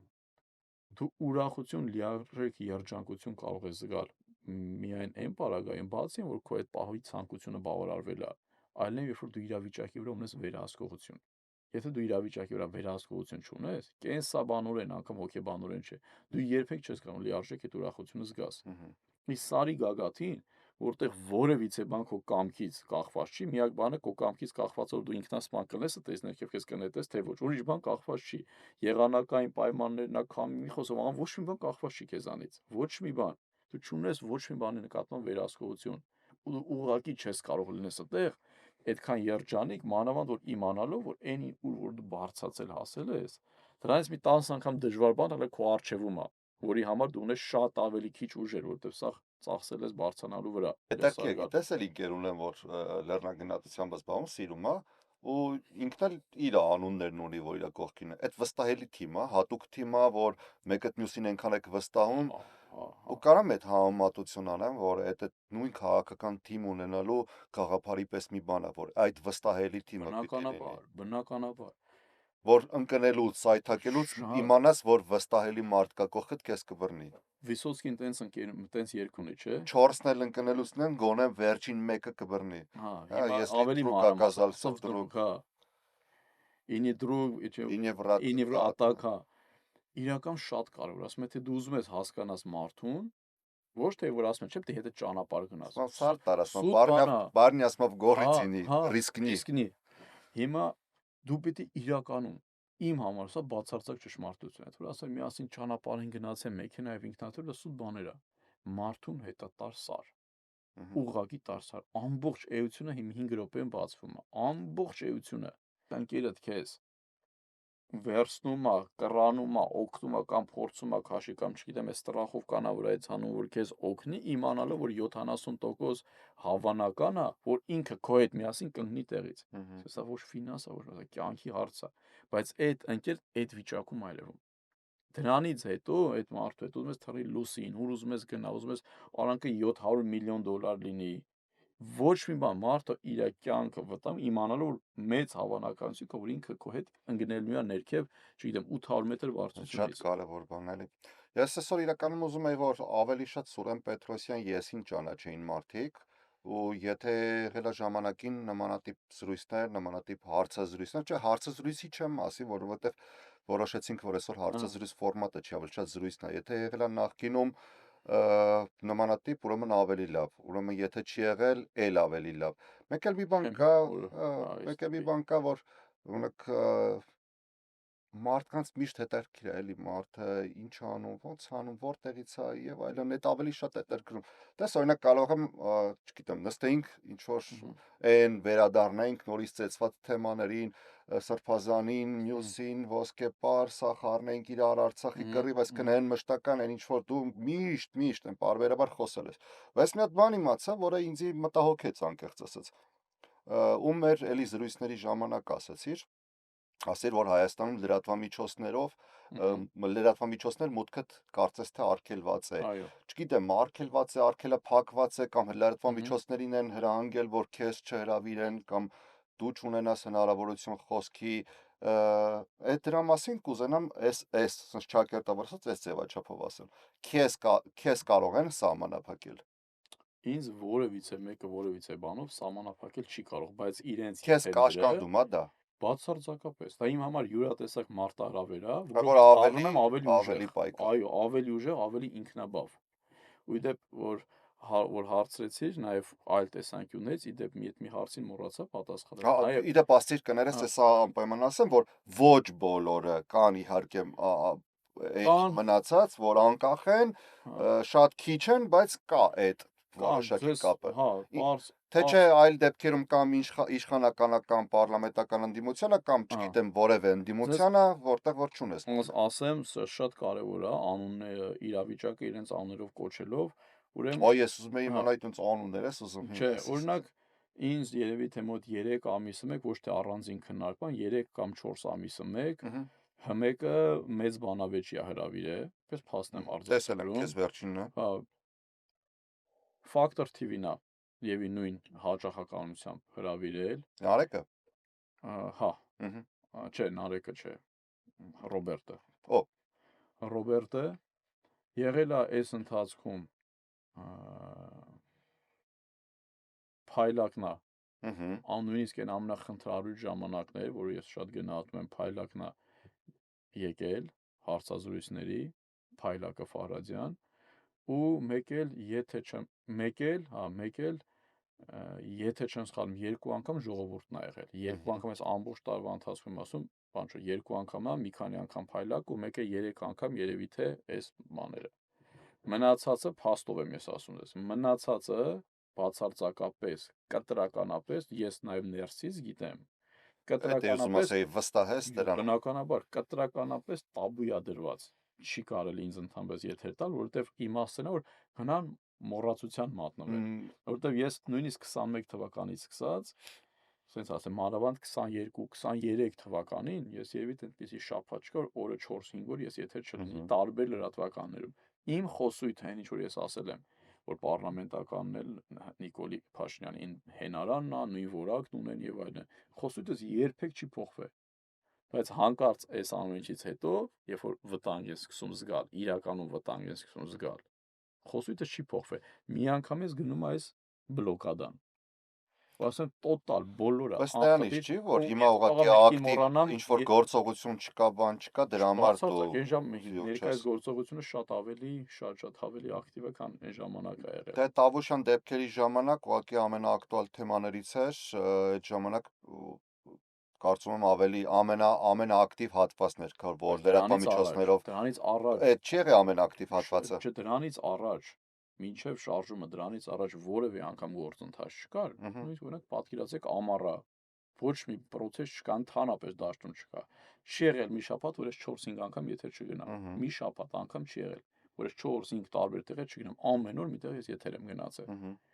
Սա պարզ է, բայց այս ամենը շատ լավ է։ Ես նախ ներողություն եմ խնդրում, կարող է ինչ-որ մեկին էլի փոքր լրատվամիջոցից մոռացած եմ, ներողություն եմ խնդրում, թե մտքից չի գալիս, բայց այդ հիմնական լրատվամիջոցները նրանք են, ում ասեցի։ Մնացած կառում ես քեզ որպես ընկեր ուղղում եմ, փոքր լրատվամիջոց չկա։ Ես որովհետև չէ, փոքր լրատվամիջոց չկա, ինչ համար, ասում խոսքը ամենափոքր անկյունից էլ ասված, կար ամենահեռուն էլ հասնի, ու դա ամենակարևորներից մեկն է։ Ու շատ ուղիղ օրինակով ասեմ, որ սփյուռքը կարող է փոքր լինի, նենց տեղ, որ նույնիսկ չպատկերացնես, որ այնտեղ էլ Աֆրիկյան ինչ-որ պետության մեջ սփյուռք ունենանք, փոքրաթիվ, բայց մի հատ նենց բան անեն, նենց գործունեություն ծավալեն, նենց խոսք ասեն, որ աշխարհով մեկ տարածվի։ Դրա համար համ ոչ խոսքը փոքր չի լինում։ Հա, ու Այդ կներես, որ հա, ու մեկ էլ մի բանը շատ կարևոր է հարցին կարևոր նախապայմաններից մեկն է, ինչի 21 թվականին, որ սկսեցինք զբաղվել, խես խոսելուց ես հիշեցի, նախ դա ակնհայտ է, որ պատերազմից հետո ամբողջությամբ խորը վերաիմաստավորման եւ վերարժեվորման կարիք կար, մանավանդ ինստիտուցիոնալ մասնակցության, դա ակնհայտ է, բայց նաեւ ինչի, քանի որ ես այն ժամանակ ասում ես եզրեր չէի գտնում ոչ մի կուսակցության հետ, ոչ թե ես ամենալավն եմ դրա համար, այլ իմ գաղափարական իմաստով եզրեր չէի գտնում, որը կարայի իրացնեի։ Ու ամենակարևորը ես այն ժամանակ չունեի ֆինանսական անկախություն։ Ինքնաբավ չէի։ Ինքնաբավ ոչ թե միշտ եմ ինքնաբավ եղել, բայց ուզում եմ ասել, ես չէի կարող գործունեություն ծավալել, այդ ամբողջ գործունեությունը մեր միջոցներով մենք կարողանայինք ֆինանսավորենք։ Ու սա մյուս ամենակարևոր բանն է, որովհետեւ դուք չեք կարող տեսականորեն չլինել ինքնաբավ ու Հայաստանում գործունեություն ծավալել։ Բայց հիմա ֆինանսական միջոցները որտեղից է գալիս։ Ուրեմն ֆինանսական միջոցները ամբողջությամբ, որովհետեւ պատկերացեք, եթե հանկարծ այլ բան լիներ, իրականում շատ ծախսատար է, եւ կուսակցություն ունենալը եւ քաղաքական գործունեություն։ Հիմա պատկերացեք մանավանդ սպիտակները տաբե, որ իրար հերթ չեն խնայում, որովհետեւ իրենց վտանգ է սպառնում կպցնելու ժամանակ, մի հատ պատկերացրեք, մի հատ կասկածելի բան լերն է փոքր Հայաստանում, հիմա ինչեր կխոսάει։ Սա շատ օրինական, մենք ընկերներով ունենք դուրսը բիզնես եւ այլն, Ֆրանսիա, Ռուսաստան եւ այլն, որը ամբողջ Հայաստանում չունեք։ Բացարձակ Հայաստանում չկա։ Հայաստանում չունեք։ Նախ բիզնեսը։ Նախ ժամանակին այդ ընթացքում այդպես է ստացվել։ Ու ընկերները երևի դրսում են ապրում, գուցե դրանից է, հա, այդ համագործակցության շրջանակում, հա։ Բնականաբար, այնտեղ են ապրում, հա, հասկացա։ Այնտեղ են ապրում։ Այդ ամենը էլ ամբողջությամբ օրինական է։ Մուտք է փոխանցում ամբողջությամբ օրինական ու բաց, այսինքն յուրաքանչյուր մարդ նույնիսկ մասնավորապես չի մասին է խոսքը, ինչ է, արտադրություն չի։ Շատ տարբեր, կա եւ արտադրություն, կա եւ մեծածախ վաճառք կա, տարբեր կա։ Ես բիզնեսից հեռու եմ։ Ես այնտեղ որպես, այսպես ասում եմ, մասնաբաժ քաղաքական խորհուրդներով եմ։ Եվ այլ, ես բիզնեսի, որտեղ չեմ զբաղվում, բնականաբար դուրսն չեմ էլ ապրում, բայց սա կարևոր նախապայման է։ Ու պատկերացեք, եթե նույնիսկ հիմա ես Հայաստանում ունենայի, օրինակ եմ ասում, իմ բիզնեսը, ես մեծ 90%-ով լինելու կառավարելի, երբ կուզենային, եթե դու իրականում ընդդիմադիր եղար, երբ կուզենային այդ բիզնեսը։ Այսինքն միտքը, որ Հայաստանում չկա, զուտ դրա պատճառով է, որ չկա նույն ինչ որ ֆիլիալը։ Չէ, այն ինչը որ մենք անում ենք, թե նրանից է, որ դու օրինակ համար բիզնեսմեն ես եւ այդ ժամանակներ չունես, որ դեռ զբաղվես։ Չէ, նախ ես շատ կուզենամ, որ իրավիճակ փոխվի Հայաստանում, ինչ ներդրում լինի Հայաստանում, բայց այն ինչ որ մենք պլանավորել ենք Հայաստանում, ոչ այդ մասշտաբները կար, ոչ դրա պոտենցիալը կար, ոչ դրա հնարավորությունը կար։ Շուկայի տեսանկյունից։ Զուտ է տեղը պատճառ, ոչ թե սուզեցնում ուղղակի Հայաստանից մենք փախնի, մանավանդ այդտեղ ընկերներ կան, այդ ամեն ինչ այնտեղ կարար աշխատել։ Հա, բա այդ դեպքում լավ, ասում ես, որ ունեղություն սա շատ մեծ բոլորի համար, իրենց համար շատ մեծ խնդրեմ է։ Պատկերացեք, այս մարդկանց համար 1 խնդրեմն է, որ հանկարծ լինի մարդ, ով իրենց վերահսկողությունից դուրս է, ոչ միայն գաղափարական, այլ նաև ֆինանսական։ Ֆինանսական անկախ լինելը իհարկե ամենակարևոր բանն է, որովհետև դրանից մարտահրավեր է իրանց համար։ Հենց այդ ֆինանսական մասով ուզում ասեմ, լավ, բիզնեսների մասին է խոսքը։ Ապագայում էլ ասացիք, որ ծրագրեր կա դեպի ազգային ժողով խորհրդանական ընտրություններ։ Հաղթահարեցիք Շեմը։ Անցակ ազգային ժողով։ Աստվածտա այն քանակով տանեք, որպեսզի լուծելի ձայն ունենաք, այսինքն հարցեր լուծող ձայն ունենաք այնտեղ, որոշիչ ձայն ունենաք այնտեղ, որ չլինի, որ դուք քվեարկեք եւ ձեր ձայնը ոչ մի կերպ ոչ մի օգուտ չտա։ Միտքը հասկացանք ինչ մասն է։ Բայց ժամանակ չեն ասի, հերթական բիզնես օլիգարխը եկել նստել ազգային ժողովում։ Չէ, ես նախ օլիգարխ չեմ, երկրորդ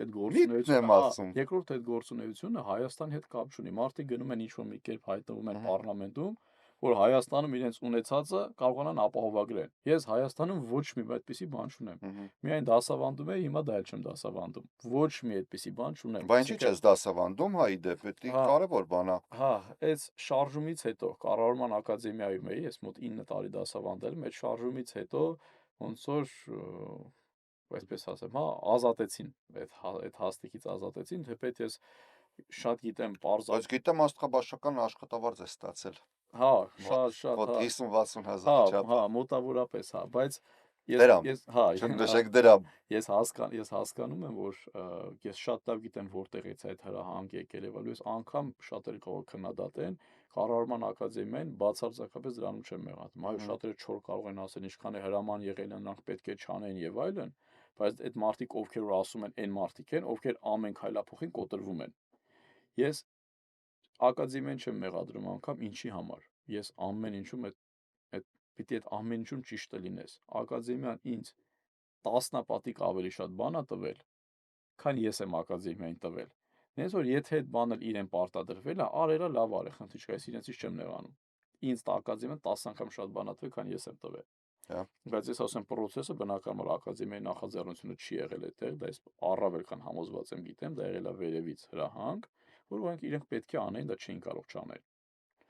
Ու այդ շարժման հետևանքով ա եղել, որ ես չեմ դասավանդել, սկսել եմ չդասավանդել։ Ու այսինքն նույնիսկ եթե պարլամենտում, նույնիսկ որ պարլամենտ մտնենք, օրինակ, որևիցե մեկը չի կարաս եկել այս մարդի իր բիզնեսները, բայ որտեվ այստեղ ուղակի որևիցե բան, ուղակի չկա, բայց ես ասեմ, որ ի տարբերություն շատերի, ես միայն Հայաստանի քաղաքացի եմ, ոչ մի տեղի ռեզիդենտ չեմ, միայն Հայաստանի։ Իմ երեխաները ծնվել են Հայաստանում, ապրել են Հայաստանում ու ապրելու են Հայաստանում, Աստված մի արասցե, եթե չգիտեմ ինչ որ աշխարհացունց ինչ որ մի բան չլինի, հա պայմանական եմ ասում։ Դե հեսա Ամերիկայի Միացյալ Նահանգներն էլ որ վերջնական Իմ երեխաները, օրենքը ընդունեն, էլ այստեղ էլ երեխա ընդունենալու ավանդույթը կավարտվի։ այո, Հարություն ջան, ես ի տարբերություն շատերի էլ չունեմ կրկնում եմ մեկ ու այլ տեղի քաղաքացի ու մեկ այլ քաղաքացիություն շատերի, մեկ այլ քաղաքացիություն եկել եմ Հայաստանում, այսպես հայրենիք եմ փրկում։ Իմ երեխաները չեն ծնվել այլ երկրում, այլ քաղաքացիություն ունեն ու ես եկել եմ ուզում եմ հայրենիք Դե փրկեմ։ Այս շատ կարևոր բան մի է։ անգամ ինձ հետաքրքիր բան Հազար անգամ ներողություն եմ խնդրում։ Չի կարող մարդը լինի իր երեխան ծնված լինի ու այլ երկրի քաղաքացիություն ունենա ու ինքը ուզենա դառնա այդ երկրի պատասխանատու։ Երբ որ ինքը ամեն ինչ այլտեղ ապահովագրել է։ Հա, դա իհարկե։ Չի կարող այդպես բան, դա տաբու է։ Ես մի անգամ մի բան լսեցի, չգիտեմ, քեզ ասել են, հարցրել են, թե չեն հարցրել դրա մասին, մի բան լսեցի, որ ասին, որ տաբուշից էլ չի անգամ էստեղ են, որ պայքարում է։ Չէ, լուրջ մարդիկ հավատում են, որ դու պիտի լինես ինչ-որ տարածքից, որ այդ տարածքի համար պայքարես։ Նույնիսկ ես հիշում եմ, Չէ, լուրջ այնքան տղա, որ Արցախի համար պայքարել, զոհվել է, թե առաջին, թե երկրորդ պատերազմին, լուրջ այդ տղեկի համար հարց կա, որ այս մարդիկ Արցախից չէին, կամ էլ հետո պիտի հարց առաջանա, այլ հարցը թե ինչ են խոսում վերևում, որ չգիտեմ, մերը չէր, ինչը չէր, չգիտեմ ինչ, այլ հարց է լրիվ, ցանկացած միլիմետր առ միլիմետր, այդ մերն է, մեր յուրաքանչյուրինն է, եւ յուրաքանչյուրի պայքարելունն է, ինչ համար քեզ ասում շնորհակալություն։ Ես եմ շնորհակալ, որ դու այդ պայքարի առաջամարտիկներից ես եղել, եթե չասեմ, ոչ առաջամարտիկը հենց։ Եվ հետաքրքիր է, որ ապագա ծրագրերը կապված արդեն առաջիկան գոնե մոտավորապես 26 թվականի հետ, բայց հետաքրքիր է նաև քաղաքական ասպարեզից դուրս իմանանք քեզ եւ այսօրվա հաղորդումը հենց նվիրել էինք դրան, այսքան հաղորդումը չզրույցը նվիրել էինք դրան։ Պրովոկացիոն հարցեր չտամ, բայց եթե կուզես մի պատասխանի, տամ, բայց մի պատասխանի։ Մի հոգի իշխանական թևից, մի հոգի պարլամենտական ընդդիմադիր թևից նշի, որ ասա այս մարդը շատ լավ աշխատում։ Եթե մի հոգի կա։ Եթե չես ուզում առանձնացնես, ասա չեմ ուզում առանձնացնել։ Չեմ էլ ուզում առանձնացնել, իրոք գիտես ինչի, որովհետև մարդը եթե արդեն այդ իրավիճակում ու հաշտ է այդ իրականության ու հետները աշխատում է, էլ ես չեմ կարող առանձնացնել։ Բայց մի րոպե, այս հարցը շատ հետաքրքիր հարց էր։ Ինչ որ պահի, որ մարդը հասկանում է, որ կարող է եւ դա վաղը տեղի ունենա, ու ինքը դուրս է գալիս այդ խմբից, կուսակցությունից, չգիտեմ, այդ թիմից դուրս է գալիս, կամ առանձին բան է հիմնում, կամ չի հիմնում, վերադառնում է իր նախկին աշխատանքին կամ իր գործունեությանը։ Այդ մարդը դառնում է բոլորի աչքի լույսը, բայց նախկինում բոլորի աչքի փուշն էր։ Այդ ինչի է այդպես։